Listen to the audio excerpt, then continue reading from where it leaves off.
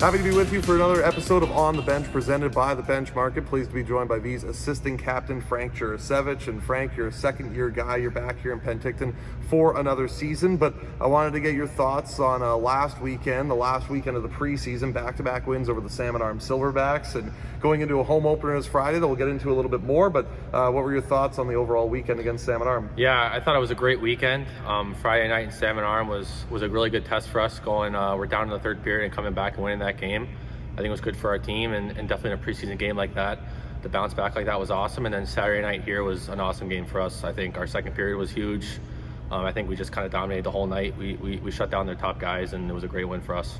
You're a guy that played in the pod season last year and then also in the Okanagan Cup, so you didn't really have many fans to play in front of. You've gotten a little taste of it so far in the preseason. The home opener's Friday, hence the Knights jersey and why you have it on now. How exciting is it for you to get in front of these fans on Friday night? It's going to be awesome. Obviously, first regular season game with fans here is going to be so cool. Obviously, wearing these jerseys is awesome. I think our team this year we have a great group of guys, great group of hockey players, and it's going to be an awesome night. So you grew up in New York, New Rochelle, New York native, and growing up in almost a bit of a hockey hotbed. New York's obviously got a lot of different ways to play. They've got a lot of different teams as well.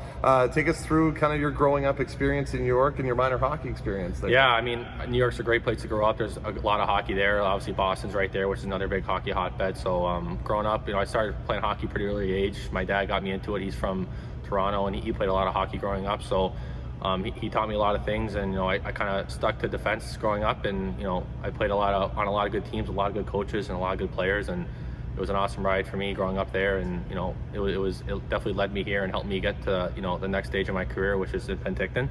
And it was great growing up in New York. When did you kind of know early on that you wanted to be a hockey player? From a young age. I mean, that's the first sport I really played. Obviously my dad played hockey, and he put me into it at a young age, and I kind of fell in love with it. It took me a little bit to fall in love with it, I'd say. At first, it was definitely different. At a young age, it's kind of weird playing on the ice. But, I definitely got into it pretty quick, and I kind of fell in love with it pretty early. New York is obviously a far ways away from Penticton.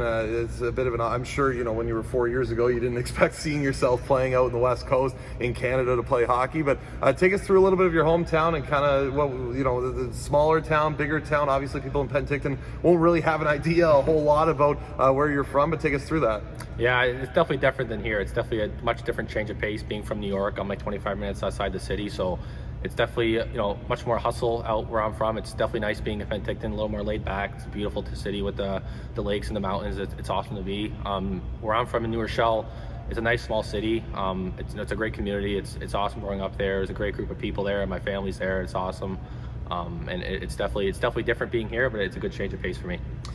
How have you enjoyed your time in the last 2 years in Penticton? Obviously, last year was a little bit different, obviously, with the restrictions and such. This year's a little bit more lenient, and the fact that, you have a chance to explore the city a little bit. But what have you thought about not just the team, but then also, being out in the community and being in Penticton for the last 2 years? Yeah, I mean, like you said, last year was definitely a weird year, and most things were closed. COVID, shut a lot of things down for our team and for me, and kind of enjoying the community was a weird step for me in the first year, not being able to go out too much and really learn to love the city as much as I would have loved to. But it was definitely a cool experience as my first year. And then this year, obviously, COVID's kind of dwindling down, I'd say. It's obviously we're getting fans back, and we're able to go out in the community more and do more community events, which is awesome, and meet a lot of new people, and the younger side of the community, which looks up to us, which is awesome.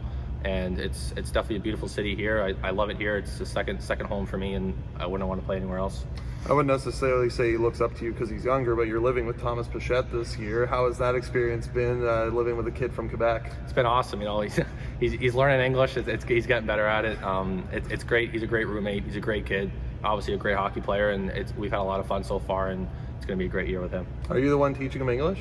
No, Rosetta Stone is. I can't help him with that. He's figuring it out though. He's pretty good with the English. Couple times. It's funny to hear him talk sometimes, but no, for the most part he knows what he's doing. Ask you a couple questions to wrap this one up. What's your kind of pregame routine? What do you kind of go through on a game day basis? I mean, I'm pretty superstitious. I kind of stick by a pretty hard schedule on game days, like my wake up time, what I eat. When I get to the rink, usually I have a certain schedule of what I eat. We have a few meetings, and then I kind of like to get by myself somewhere in the rink and listen to some music and kind of dial it in, and kind of focus and kind of visualize what I'm going to do for that game. And then from there, I'm kind of I kind of like to stay a little bit loose and, you know, stay with the boys. No headphones for me in the locker room and stuff like that. Just kind of talking with the group, and then we kind of just go out there and play. If you had to look at one guy to score in the last minute of a game outside of yourself, who are you going to pick? Wow, we got a lot of goal scorers. One guy, I'd probably go Luke Wilson. He's usually got a hot stick. We got a lot of guys with a hot stick right now, but I'd probably go Luke Wilson for the last minute to tie one up or 1-1 for us. I'd go with Luke Wilson. Vees fan, Thomas Bichette here. I have a question for Frank. Who do you think has the best style on the team?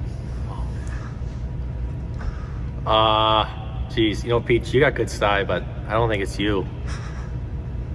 I think it's Tony Alipo, Anthony Alipo. I think it's the best style on the team. He's got nice shoes. He's got nice jewelry. Yeah, I think Anthony Alipo for sure.